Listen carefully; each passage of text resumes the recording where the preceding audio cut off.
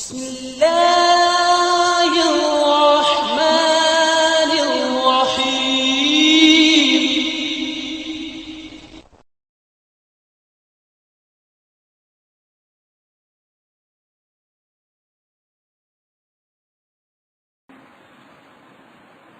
سورۃ آل عمران، سورت کا رکوع نمبر 18،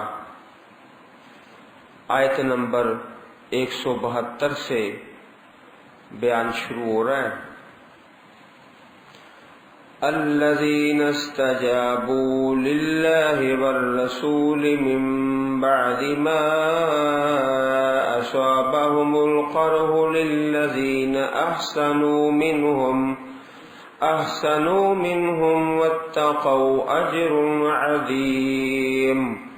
الذين قال لهم الناس إن الناس قد جمعوا لكم فاخشوهم فزادهم إيمانا وقالوا حسبنا الله ونعم الوكيل، فانقلبوا بنعمة من الله وفضل لم يمسسهم سوء واتبعوا رضوان الله والله ذو فضل عظيم۔ إنما ذلكم الشيطان يخوف أولياءه فلا تخافوهم وخافون إن كنتم مؤمنين۔ ان آیات کریمات میں ایک غزوہ کا بیان ہے۔ غزوہ احد کے بعد اسی سن 3 ہجری میں غزوہ احد کے اگلے دن ہی پیش آیا۔ اس غزوہ کا نام ہے غزوہ حمراء الاسد۔ حمراء الاسد، حمراء الاسد ایک مقام اور ایک جگہ کا نام ہے۔ جب مشرکین غزوہ احد سے واپس پلٹے، تھوڑی دور جا کر خیال آیا کہ کیسا ہی بہتر ہوتا کہ ہم مسلمانوں کی طاقت کو ختم ہی کر دیتے، دوبارہ حملہ کرتے ہیں مسلمانوں پر تاکہ ان کی طاقت کو بالکل ہی ختم کر دیا جائے۔ ادھر مدینہ شریف میں نبی کریم صلی اللہ علیہ وسلم کو بھی اس قسم کی خبریں پہنچ گئی۔ آپ نے بھی صحابہ کو حکم دے دیا کہ چلو مشرکین کا پیچھا کرو، کہیں وہ دوبارہ نہ ہم پر حملہ کر دیں۔ مدینہ منورہ سے 8 میل دور حمراء الاسد غزوہ کا نام ہے۔ آپ نکلے تو مشرکین پھر اسی طرح دوڑ گئے، پھر دوبارہ کوئی ٹکراؤ نہیں ہوا، کوئی جنگ نہیں ہوئی۔ اس وقت مسلمانوں کا مدینہ منورہ سے نکلنا بڑا ہی مشکل تھا۔ ایمان کے اضافے کے بغیر ناممکن تھا۔ گھر گھر میں شہادتیں اور زخمی، کسی گھر میں شہادتیں اور کسی میں زخمی۔ اس کے فوراً بعد یہ اعلان ہو گیا کہ نکلو۔ یہ بہت زیادہ کامل ایمان کے بغیر بالکل ہی ناممکن تھا، پھر بھی اللہ تعالیٰ کے بندوں نے قبول کیا۔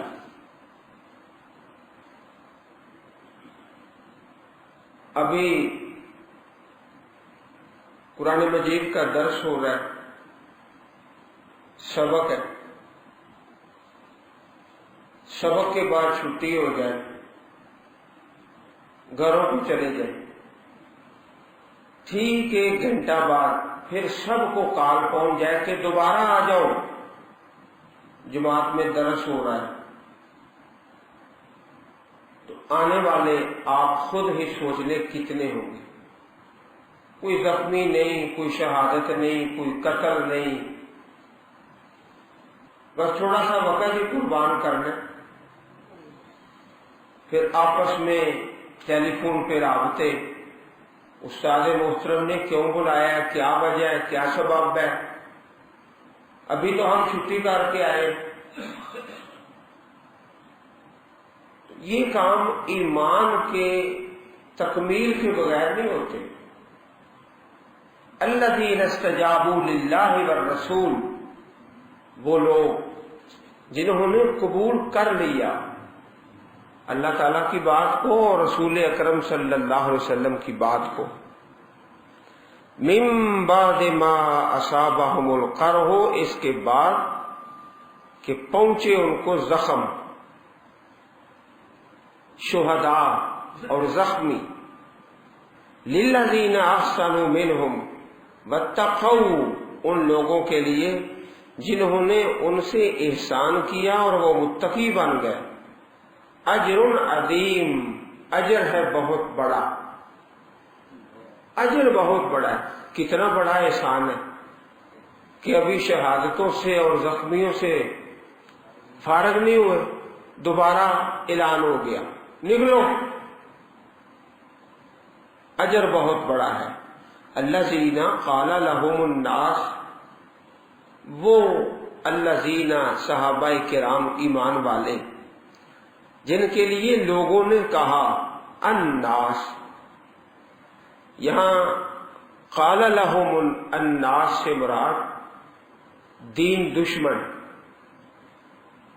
انہوں نے یہ پراپوگنڈا پھیلا دیا مدینہ منورہ میں صحابہ کے اندر، ان الناس قد جمعوا لکم، بے شک وہ کافر لوگ تمہارے لیے پھر جمع ہو گئے ہیں، ابھی دوبارہ تم پر حملہ کرنا ہے، تیار ہو جاؤ، فخشوہم، تم ڈرو ان سے، مسلمانوں کو کہا جا رہا ہے تم ڈرو ان کافروں سے۔ یہ پراپوگنڈا مختلف طریقوں سے، فزادہم ایمانا، بس زیادہ کیا ان کو، صحابہ کرام کو ایمان میں، ایمان بڑھ گئے۔ ایمان جب زیادہ ہوتا ہے تو نیکی آسان ہو جاتی ہے۔ کبھی ایسا ہوتا ہے کہ انسان کا ایمان تھوڑا ہوتے ہوتے بہت ہی نیچے چلا جاتا ہے، پھر اس کے لیے چھوٹی سی چھوٹی نیکی بھی بہت مشکل اس کو معلوم ہوتی ہے۔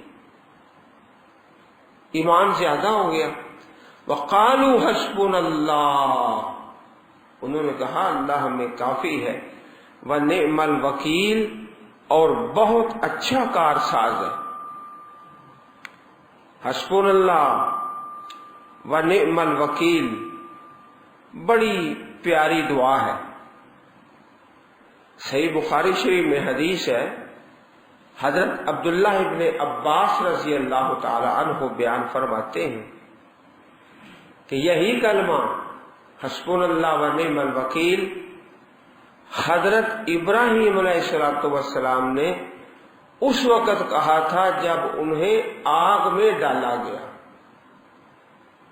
آگ میں یہی کلمہ کہا تھا، اور حضرت محمد صلی اللہ علیہ وسلم نے اس وقت کہا جب لوگوں نے کہا کہ کفار نے آپ کے مقابلے کے لیے لشکر تیار کیا ہے تو ان سے ڈرو، مگر اس سے آپ کے ایمان میں اور بھی اضافہ ہو گیا، اور آپ نے فرمایا کہ اللہ ہمیں کافی ہے اور وہ بہت اچھا کارساز ہے۔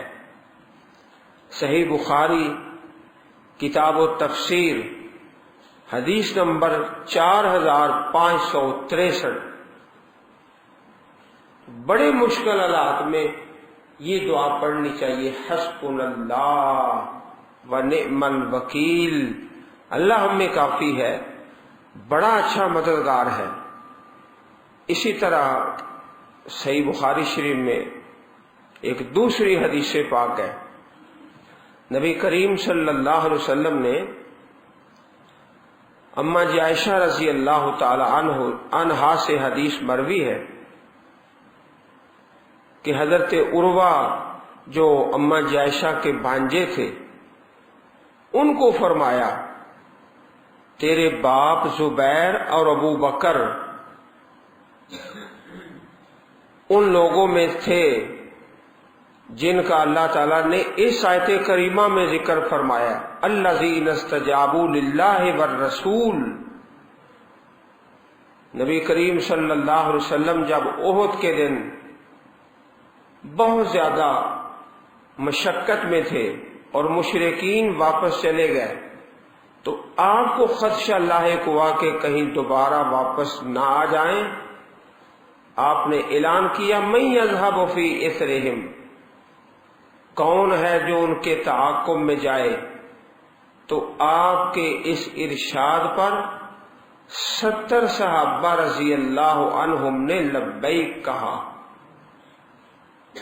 ان میں سے حضرت ابو بکر بھی تھے، حضرت زبیر بھی تھے رضی اللہ تعالی عنہما۔ صحیح البخاری حدیث نمبر 4077، صحیح مسلم حدیث نمبر 418۔ اس طرح جب اللہ تعالیٰ کا ذکر کیا جاتا ہے ایمان میں برکت ہوتی ہے اور بڑی سے بڑی نیکی بھی آسان ہو جاتی ہے۔ فانقلبوا بنعمت من اللہ وفضل، بس وہ پلٹے لوٹے اللہ تعالیٰ کی نعمت اور فضل کے ساتھ۔ لم یمسسہم سوء، نہیں پہنچی ان کو کوئی تکلیف، کسی قسم کا کوئی مشکل مرحلہ پیش نہیں آیا۔ بس وہ مشرکین نے سن لیا کہ مسلمان تو پھر نکل رہے ہیں، دوڑ گئے مکہ مکرمہ کی طرف۔ واتبعوا رضوان اللہ، انہوں نے پیروی کی اللہ تعالیٰ کی رضا کی، اللہ پاک کی رضا حاصل کی۔ واللہ ذو فضل عظیم، اور اللہ تعالیٰ بڑے فضل والے ہیں۔ انما ذالکم الشیطان یخوف اولیاءہ فلا تخافوهم وخافون ان کنتم مؤمنین، یقیناً یہ تو شیطان ہے، ڈراتا ہے اپنے دوستوں سے، تو مت ڈرو ان سے اور ڈرو مجھ سے اگر ہو تم ایمان والے۔ آج کے دور میں آپ اچھی طرح اس بات کو سمجھ سکتے ہیں کہ ذرائع ابلاغ اور میڈیا یہ الشیطان یخوف اولیاءہ یہ کردار ادا کر رہے ہیں، اسلام اور مسلمانوں کے خلاف زہر اگلتے، وہ شیطان کا کردار۔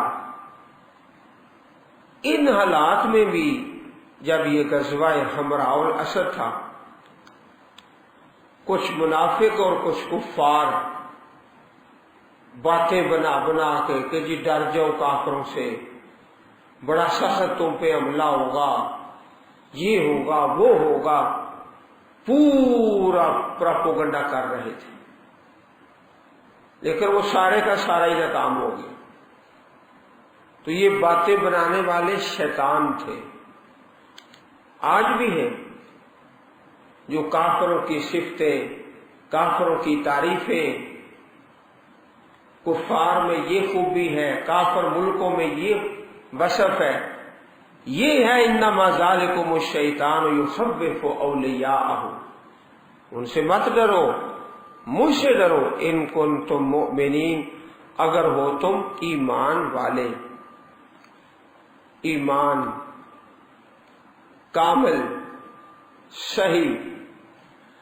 وَلَا يَحْزُنكَ الَّذِينَ يُسَارِعُونَ فِي الْكُفْرِ إِنَّهُمْ لَن يَضُرُّوا اللَّهَ شَيْئًا يُرِيدُ اللَّهُ أَلَّا يَجْعَلَ لَهُمْ حَظًّا فِي الْآخِرَةِ وَلَهُمْ عَذَابٌ عَظِيمٌ. آپ کو غمگین نہ کریں الذین یسارعون فی الکفر، جو کفر میں جلدی کرتے ہیں. یہ تسلی ہے رسول اکرم صلی اللہ علیہ وسلم کے لیے. آپ تسلی رکھیں، حوصلہ رکھیں، آپ کو غمگین نہ کریں وہ لوگ جو جلدی کرتے ہیں کفر میں.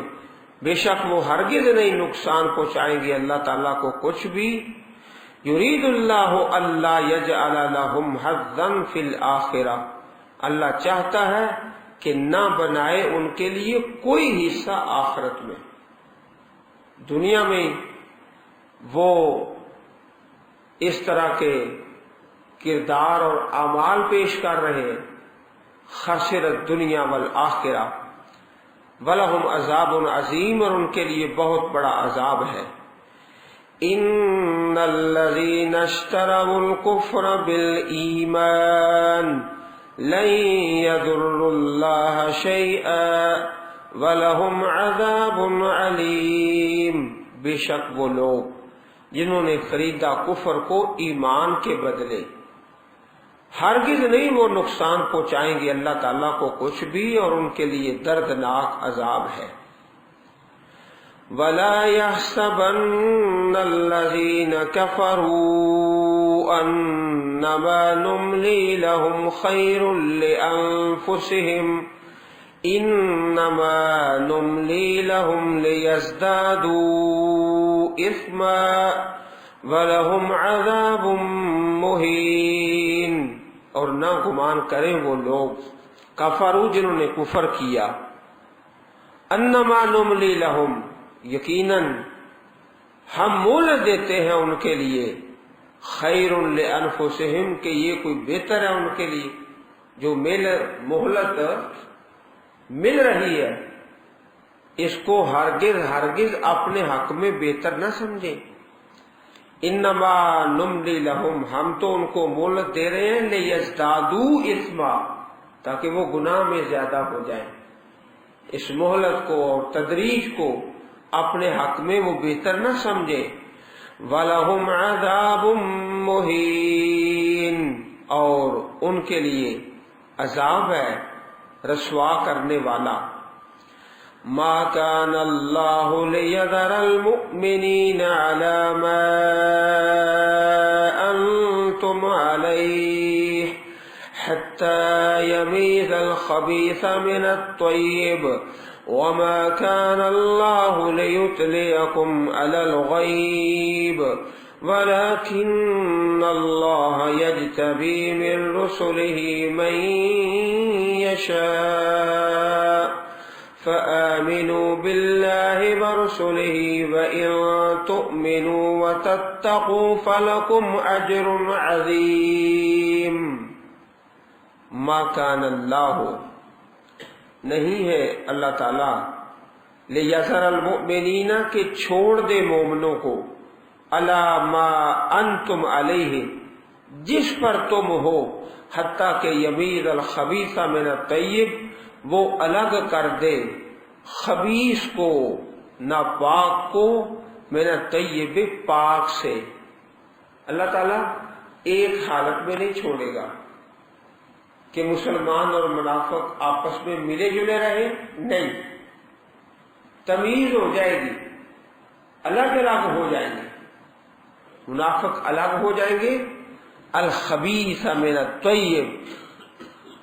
جب مشکل وقت آئے گا جہاد میں اور انفاق فی سبیل اللہ میں اور دوسرے ایسے احکامات میں، پھر آہستہ آہستہ درجہ بدرجہ کیا ہوگا، یمیز الخبیث من الطیب، وہ الگ کر دے گا خبیث کو طیب سے، ناپاک کو پاک سے. پاک الگ ہو جائیں گے اور ناپاک الگ ہو جائیں گے۔ وَمَا كَانَ اللَّهُ لِيُطْلِعَكُمْ عَلَى الْغَيْبِ، اور نہیں ہے اللہ کہ تمہیں اطلاع دے غیب پر۔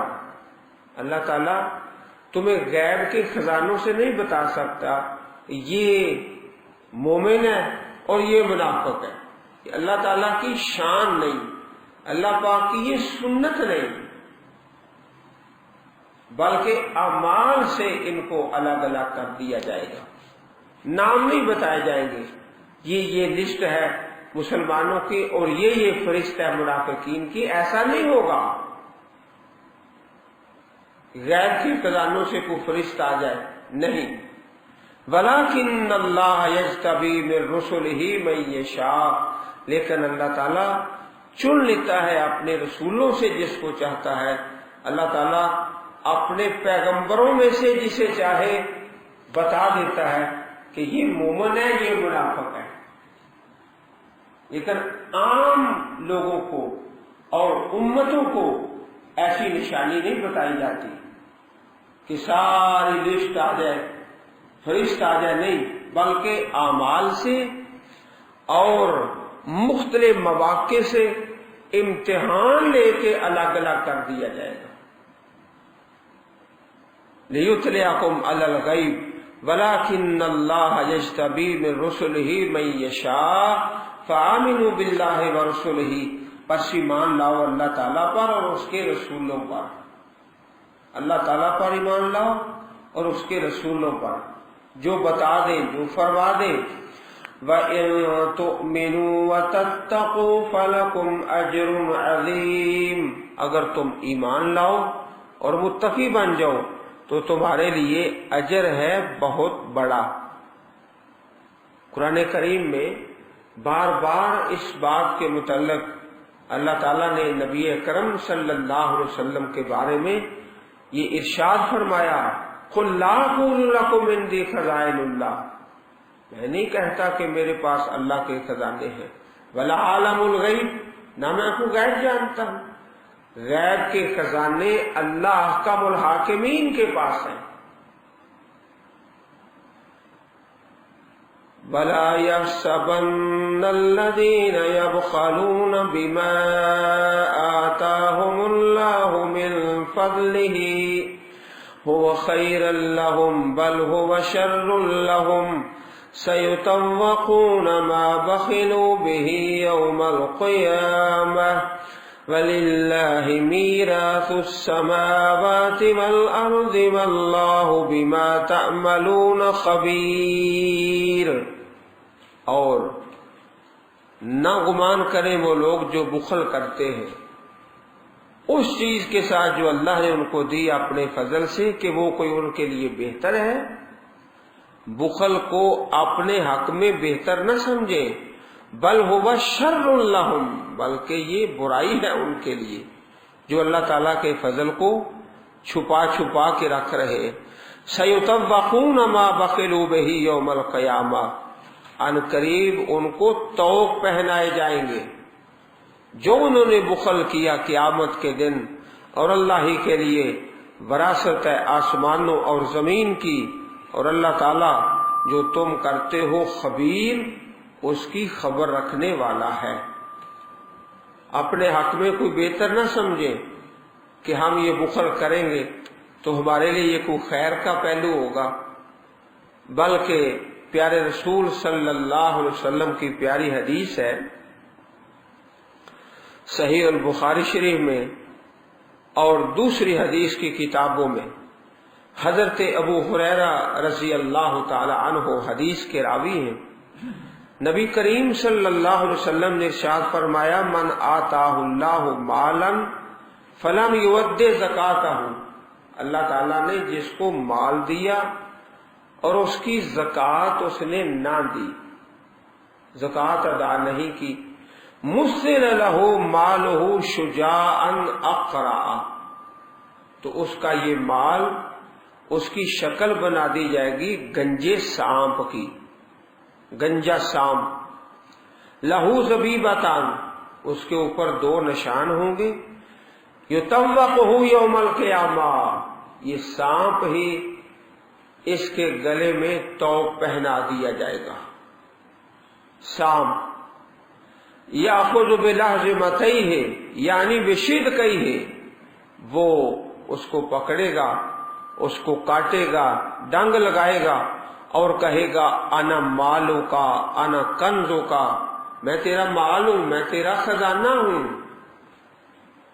اور پھر آپ نے اس آیت کریمہ کی تلاوت فرمائی، وَلَا يَحْسَبَنَّ الَّذِينَ يَبْخَلُونَ بِمَا آتَاهُمُ اللَّهُ مِنْ فَضْلِهِ هُوَ خَيْرًا لَهُمْ بَلْ هُوَ شَرٌّ لَهُمْ۔ یہ آیت کریمہ آپ نے تلاوت فرمائی۔ صحیح البخاری کتاب التفسیر اور اسی طرح صحیح مسلم کتاب الزکوٰۃ اور دوسری حدیث کی کتابوں میں یہ پاک پیغمبر صلی اللہ علیہ وسلم کا پیارا فرمان موجود ہے۔ اسی طرح دوسری حدیث پاک حضرت عبداللہ ابن مسعود رضی اللہ تعالی عنہ بیان فرماتے ہیں کہ نبی اکرم صلی اللہ علیہ وسلم نے ارشاد فرمایا، لا یمنع عبد زکاۃ مالہ الا جعل له شجاعا اقرا یتبعہ یفر منہ وہو یتبع فیقول انا کنزک۔ جو شخص اپنے مال کی زکوٰۃ ادا نہیں کرتا تو اس کے مال کو گنجے سام کی شکل دے دی جائے گی اور وہ اس کا پیچھا کرے گا، یہ اس سے بھاگے گا مگر وہ اس کا پیچھا کرے گا اور کہے گا میں تیرا خزانہ ہوں۔ پھر حضرت عبداللہ ابن مسعود رضی اللہ تعالی عنہ نے اس آیت کریمہ کی تلاوت فرمائی، سَيُطَوَّقُونَ مَا بَخِلُوا بِهِ يَوْمَ الْقِيَامَةِ۔ نبی اکرم صلی اللہ علیہ وسلم کا پیارا فرمان، ما نقصت صدقۃ من مال، صدقہ کرنے سے مال میں کمی نہیں ہوتی۔ آپ نے قسم کھا کر یہ ارشاد فرمایا۔